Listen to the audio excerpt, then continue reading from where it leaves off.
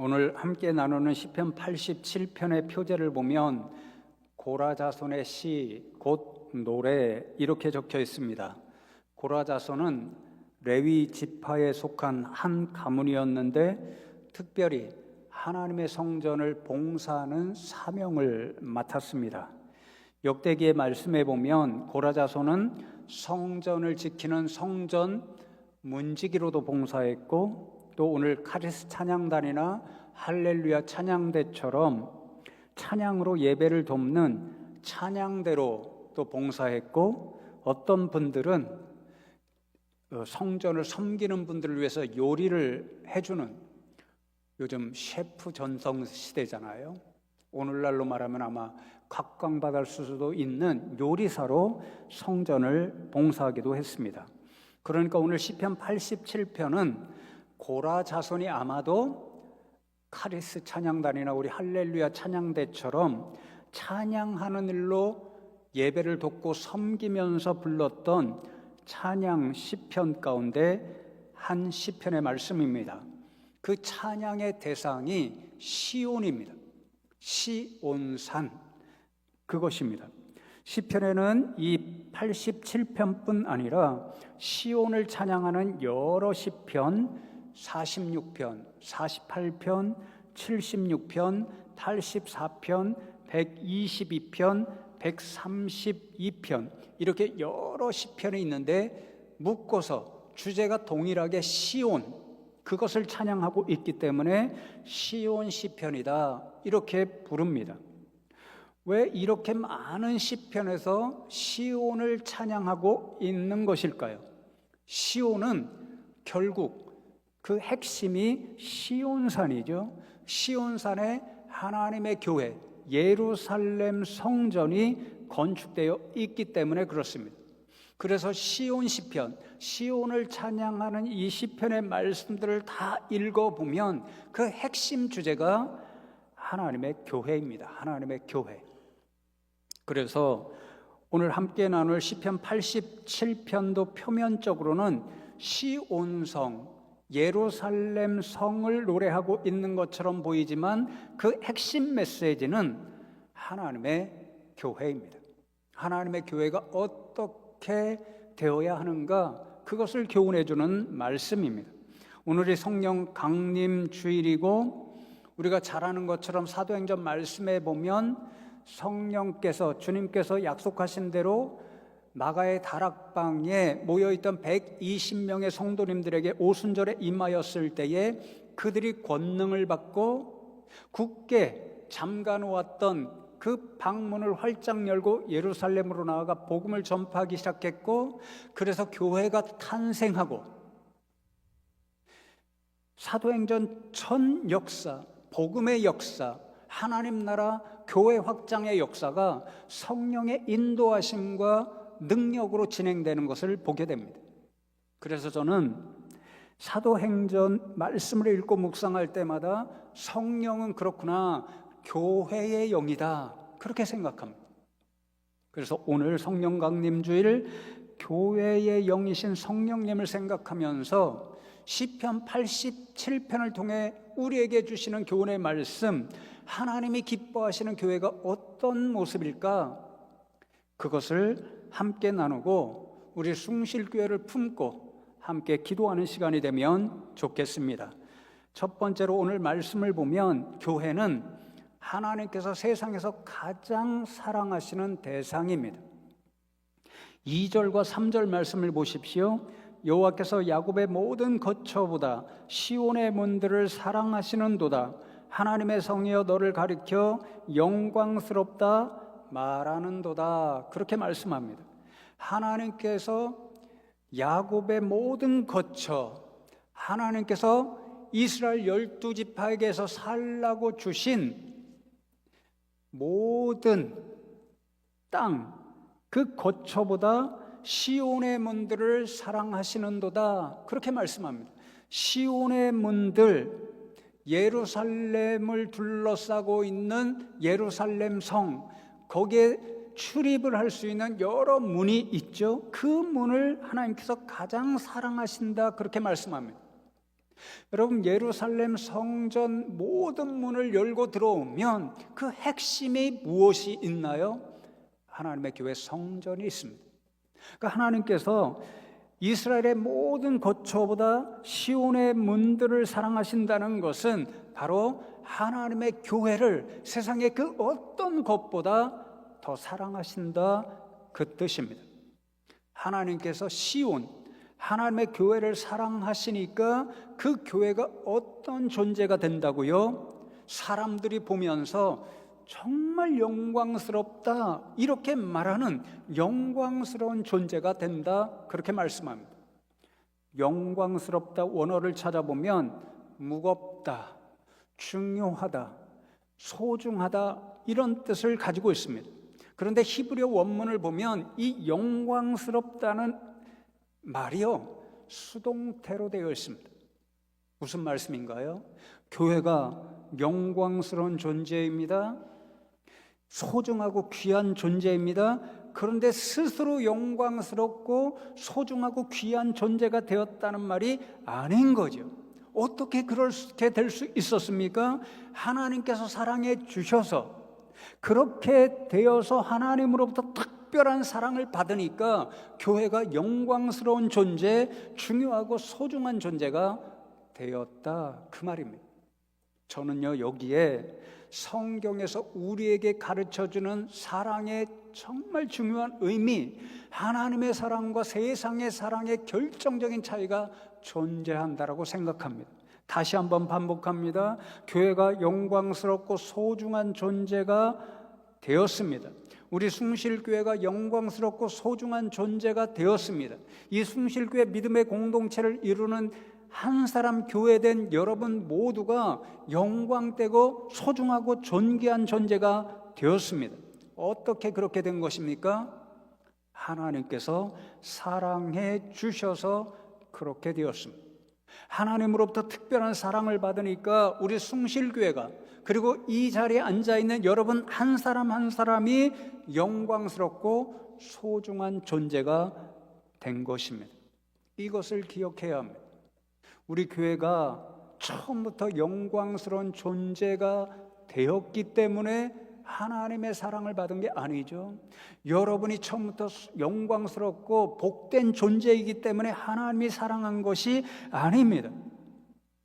저와 여러분은, 이 교회는 본래 보잘것이 없었는데 하나님께서 사랑해 주셔서 영광스럽고 복된 존재가 된 것이죠.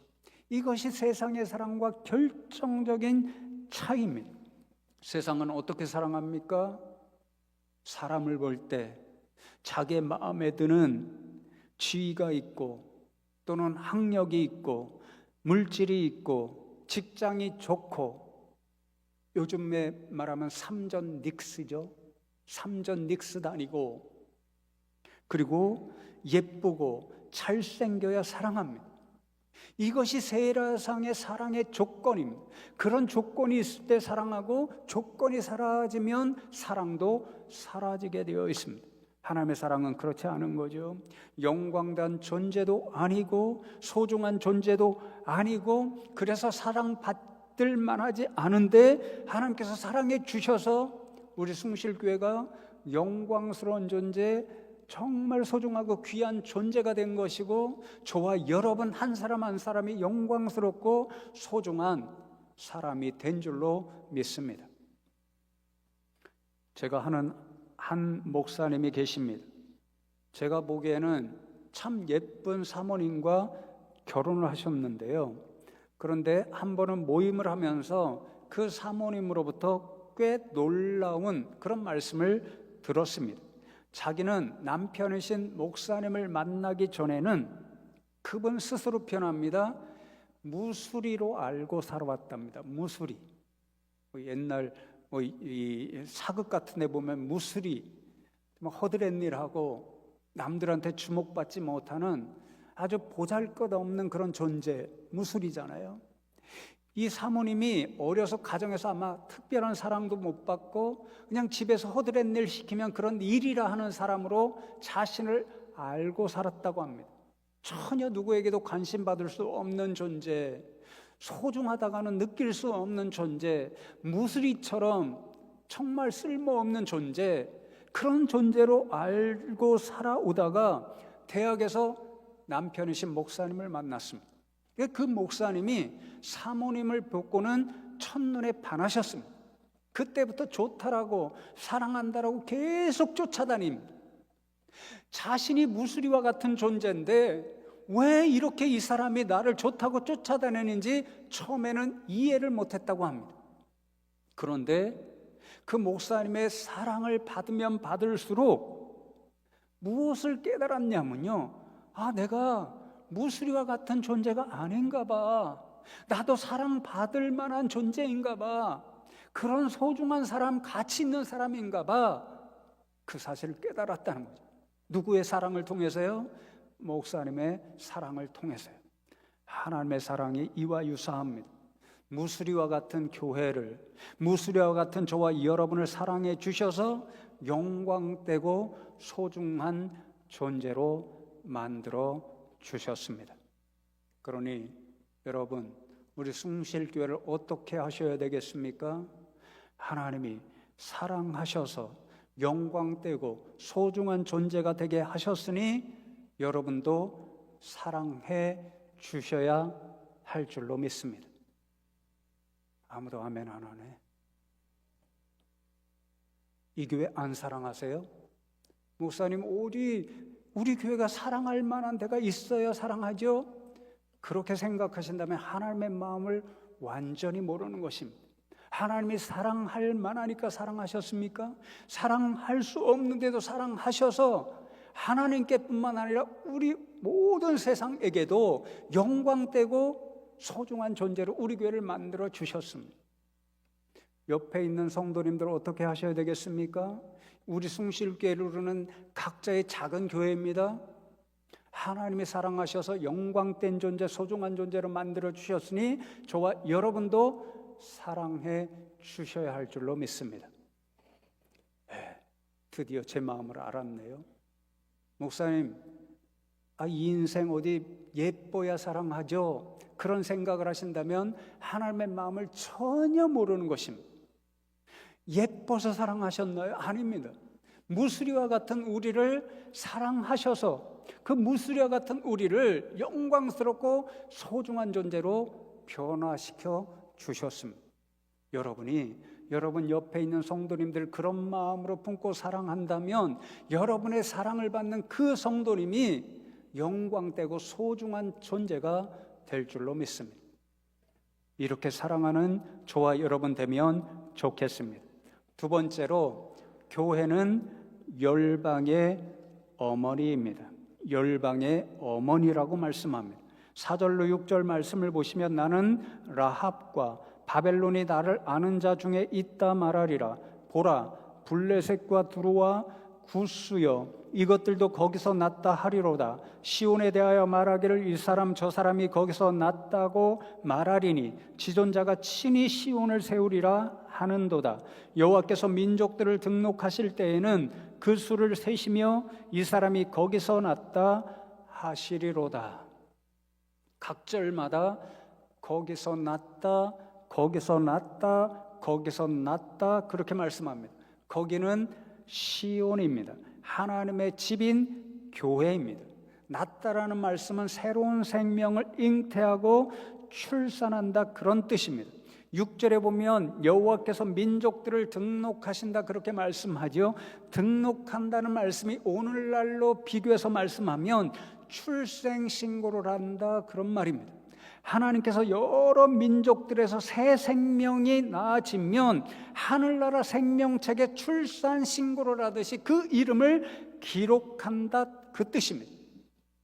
여러분, 요즘 동사무소에 가서 아이를 낳게 되면 출생신고를 할 때에 출생지를 짓죠. 출생지. 요즘 보니까요 대부분 다 산부인과입니다. 어느 산부인과에서 나서 그 산부인과에서 출생 기록을 받아다가 이제 동사무소에 가서 출생 신고를 하게 됩니다. 유사하게 하나님께서 어떤 새 생명이 잉태하여 구원받은 백성이 새롭게 탄생합니다. 그러면 보시고 생명책에 출생신고를 하실 때에 그 출생지를 어디로 적는다는 것입니까? 교회로 적는다는 거죠. 교회로. 그런 의미에서 교회는 어떤 곳인가? 새로운 생명을 잉태하고 출산하는 곳입니다. 하나님을 모른 채 세상에서 오늘도 죽어가는 영혼을 전도해서 구원받은 새 생명을 낳는 곳, 그곳이 바로 우리 교회라는 거죠. 그렇게 되면 하나님께서 기뻐하심으로 생명책에 출생신고, 새로운 생명을 잉태하고 낳은 그 인생의 이름을 적으면서 어디서 났다? 거기서 났다. 숭실교에서 났다. 이렇게 기록하신다는 말씀입니다. 그래서 여러분, 교회는 열방의 어머니입니다.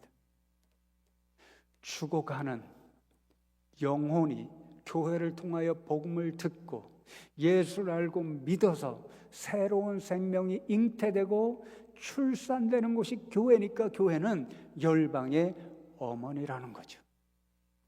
그래서 유명한 키프리아누스 교부는 교회를 어머니로 갖고 있지 않은 자는 하나님을 아버지로 가질 수 없다라고 유명한 말을 남겼습니다. 교회가 하나님이 가장 기뻐하시는 죽어가는 영혼을 복음을 통해서 인도하고 새로운 생명을 낳는 어머니와 같은 존재니까 그 교회를 어머니로 알지 못하면 하나님을 아버지로 부를 수 없다는 그 말인 거죠. 우리 숭실교회가 이와 같은 열방의 어머니가 되면 좋겠습니다. 그런데 여러분, 오늘 4절로 6절의 말씀을 읽으면서 제가 가슴이 뛰고 정말 감동한 말씀들이 따로 있습니다. 자, 보십시오. 4절로 6절 눈으로 보십시오. 예루살렘에 세워진 교회에서 잉태하고 낳는, 그래서 하나님 나라 생명책에 거기서 낳다라고 적히는 하나님의 자녀들, 그 사람들이 지금 어떤 사람들입니까? 이스라엘 사람들의 눈으로 보십시오. 그들이 볼 때에 오늘 말씀에 기록된 하나님께서 거기서 낳다라고 적는 새로운 생명들은 원수와 같은 존재, 도무지 이러한 일이 일어나서는 안 된다고 생각할 수밖에 없는 그런 존재들입니다. 여러분, 애굽이 어떤 나라입니까? 라합이 애굽을 표현하는 시적인 표현입니다. 그 나라는 430년 동안 이스라엘을 종으로 부리며 온갖 일로 학대하던 원수와 같은 나라였습니다. 바벨론은 더욱이 어떤 나라였습니까? 유다를 완전히 멸망시키고 그들의 자부심이었던 하나님의 성전도 다 무너뜨리고 성전에 값진 성물들을 바벨론의 보물로 빼앗아가고 유다의 많은 사람들을 포로로 붙잡아가서 날마다 고된 노역을 시키며 학대했던, 세상에서 유대인들에게, 이스라엘 백성들에게 최악의 압제자였고 원수였습니다. 바벨론은 어떤 나라입니까? 블레셋은 어떤 나라입니까? 삼손 시대, 사울 왕 시대, 다윗 왕 시대, 역사적으로 이스라엘의 가장 적대적인 나라, 항상 전쟁이 있는 나라, 그 나라가 블레셋이었습니다. 구스, 에디오피아죠. 아프리카, 인종적으로 그들과 섞일 수 없는, 가장 멀리 있어서 가까이 할 수 없는, 이웃이 될 수 없는 그런 나라였습니다. 그런데 오늘 말씀에 보면 놀랍게도 이 모든 나라, 열방의 백성들이 다 시온에서 났다, 예루살렘 교회에서 하나님을 알고 구원받아 하나님 나라 생명책에 바로 이 예루살렘 교회에서 낳은 나의 백성이라고 그 이름이 적힌다라고 말씀합니다. 이스라엘 사람들에게는 상상으로도 있을 수 없는 일입니다. 왜 그렇습니까? 이 모든 나라, 유대인들이 볼 때는 결단코 구원받아서는 안 되는 인생들입니다. 시온은 어떤 곳인가? 자신들만을 위한 영광스러운 도시, 시온산에 있는 하나님의 교회는 어떤 교회인가? 자신들만이 하나님 앞에 예배드릴 수 있는 교회, 그 교회 주인이신 하나님은 어떤 하나님입니까? 열방의 백성들을 멸망시키고 자신들만 구원하는, 자신들만을 위한 하나님이셨습니다. 이러한 일이 결단코 상상으로도 일어날 수 없는, 인정할 수 없는 그런 일들이었습니다. 이런 아집과 편견이 사도행전 역사에 그대로 나타나지요. 사도들조차도 예수님께서 복음을 들고 유다 땅을 넘어서 사마리아로 가고 열방으로 가라, 땅끝까지 가라, 그 사명을 주셨는데 절단코 이런 일은 일어날 수 있는 일이 아니라고 생각했고, 그 아집 때문에 복음을 들고 사마리아로 가지 못했습니다. 복음의 장애물이었습니다. 감히 말하건대 오늘 이러한 아집과 편견이 팔레스타인 지역에 끊임없이 서로를 미워하고 싸우고 죽고 죽이는 전쟁의 일들의 가장 근본적인 영적인 원인입니다. 그래서 제가 늘 말씀드리죠. 바른 신앙을 가져야 우리의 영혼이 건강하고 가정이 회복되고 교회가 살아나고 나라와 민족과 열방을 살릴 수 있는 것입니다. 그러나 하나님이면 어떤 교회를 원하고 계십니까? 오늘 말씀을 보십시오. 신분의 차이도 없고 남녀의 차이도 없고 나라와 민족과 인종의 차이도 없고 누구나 하나님의 교회에 들어오면, 예수의 이름을 믿고 이 앞에 나오면 구원받아 새로운 생명이 잉태되고 출산되는 그곳이 하나님이 원하시는 교회의 모습입니다. 심지어는 원수 같은 존재도 예수의 이름으로 한 믿음의 공동체를 이루어가는 그곳이 바로 하나님 원하시는 교회입니다. 제가 가끔 이런 말을 듣습니다. 목사님, 왜 우리가 평생 한번 가볼 수도 없는 아프리카의 우물을 파주는 것입니까?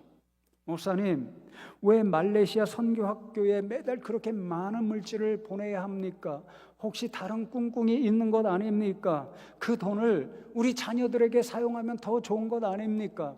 목사님, 북한은 우리의 가장 큰 원수나라 아닙니까? 그런데 어떻게 탈북 신학교를 지원하고 도와야 하는 것입니까? 여러분, 거꾸로 생각해 보십시오. 언더우드 아펜젤러, 하나님이 보내신 선교사, 우리나라 몰랐습니다. 우리 선조들 하나도 몰랐습니다. 그런 분들이 우리와 똑같은 그런 마음을 가졌다면 이 나라에 복음이 들어올 수 있었을까요? 저 숭실학원이 이 자리에 서 있을 수 있었을까요? 결단코 그럴 수 없습니다. 하나님은 우리 숭실교회가 어떤 교회가 되기를 원하실까요? 저는 확실히 믿습니다. 오늘 말씀뿐만 아니라 사도행전의 모든 말씀, 성경의 모든 말씀이 우리 교회를 하나님은 열방의 어머니가 되기를 원하십니다. 모든 사람이 어떤 차별도 없이, 심지어는 한때 원수되었던 사람들도 우리가 품고 예수님을 전파해서 새 생명을 잉태하고 출산하는 열방을 위한 어머니 교회가 되기를 원하십니다. 우리 교회가 이런 어머니 교회 되면 좋겠습니다. 마지막으로 교회는 모든 것의 근원입니다. 마지막 7절 말씀을 보시면 노래하는 자와 뛰어노는 자들이 말하기를 나의 모든 근원이 내게 있다 하리로다. 그렇게 말씀합니다. 노래하는 거죠. 기뻐서 뛰어놀면서 노래하는 거죠. 이 사람들이 누구일까요? 시온을 통해서, 예루살렘에 서 있는 하나님의 교회를 통해서, 우리 숭실교회를 통해서 하나님을 알고 예수 복음을 듣고 믿어 구원받은 백성, 그래서 하나님이 기뻐하시며 생명책에 기록한 그 이름입니다. 그 새 생명입니다. 이 사람들이 하나님의 구원받은 백성이 되고 자신이 천국 시민이 된 것을 알고 너무도 기뻐서 노래하며 뛰놀며 하는 말이, 외치는 말이 내 모든 근원이 내게 있다. 시온에 있다. 예루살렘 교회, 숭실교회에 있다. 그런 말입니다. 예수님을 모르던 인생들이 우리 숭실교회 성도님들의 복음 전파 전도를 받고 예수님을 알고 믿고 구원을 받아 천국 백성 된 것이 놀랍습니다. 너무도 기쁩니다. 그래서 외쳐 부르는 것이 나 숭실교회를 통해서 예수님을 알고 믿게 되었어. 구원받았어. 나의 모든 이 구원의 감격, 기쁨의 모든 이유, 원인이 숭실교회와 성도님들에게 있어. 이 말인 거죠. 저만 감격해서 흥분해 있는가 봐요. 그런데 여러분 7절에 근원이라는 말씀의 본래 의미가 샘이라는 말입니다. 샘. 샘이 성경에서 어떤 이 뉘앙스를 가지고 있죠? 오늘도 200장 부르면서 생명샘이로다 그러잖아요. 샘은 생명입니다. 그래서 성경의 모든 말씀이 끝나는 요한계시록 22장에 보면 하늘나라에 무엇이 있죠? 생명수가 흐릅니다. 그 생명수 곁에는 뭐가 있죠? 생명나무. 그 생명나무 가지가지마다 생명수를 먹어서 주렁주렁 생명 열매를 맺습니다. 하늘나라가 어떤 나라인가요? 우리가 그곳에 살면서 영원토록 생명수를 머금고 생명나무가 생명 열매를 맺으면 그 열매를 따먹으면서 영원토록 사는 나라가 하나님 나라입니다. 생명의 나라인 거예요. 우리가 왜 아프리카에 우물을 파줍니까?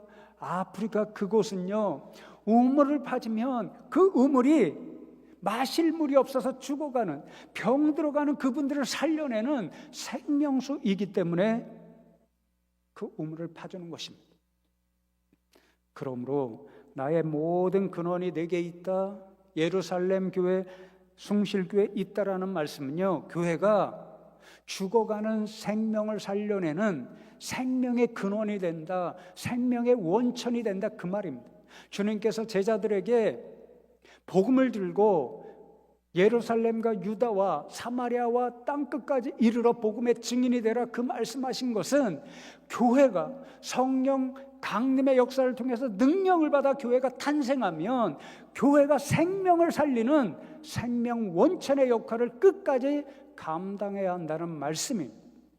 우리에게 주신 세 번째 비전, 전도와 선교의 비전을 주셨습니다. 그 말의 뜻이 무엇입니까? 이 숭실교회가 세상에서 지금도 죽어가는 영혼들을 살려내는, 그들에게 영원한 생명의 맛을 느끼게 하는 생명의 원천, 생명의 근원된 교회가 되라는 말씀입니다. 오늘 성령 강림 주일에 우리 성도님들 한 분 한 분이 성령 충만의 은혜를 받아서 주님 주신 비전, 생명의 원천이 되고 새로운 생명을 잉태하는 어머니 교회가 되기를 주님의 이름으로 축복합니다. 기도하겠습니다. 하나님 감사합니다. 오늘 성령 강림 주일에 저희들을 불러주시고 말씀을 통해서 하나님이 꿈꾸는 교회, 우리 숭실교회가 어떤 교회가 되어야 하는지 교훈하여 주신 것 감사함을 드립니다. 오늘 말씀처럼 하나님의 마음을 품고 우리도 우리 교회 허락하신 이 주님의 몸된 교회를 더 사랑하게 하여 주시옵고, 주신 사명을 붙들고 우리 교회가 새로운 생명들을 끊임없이 잉태하고 낳는 어머니와 같은 교회, 죽어가는 영혼들을 살려내는 생명의 근원, 원천이 되는 그런 교회의 사명을 잘 감당할 수 있게 하여 주시옵소서. 감사드렸고 예수 그리스도의 이름으로 기도드리옵나이다. 아멘.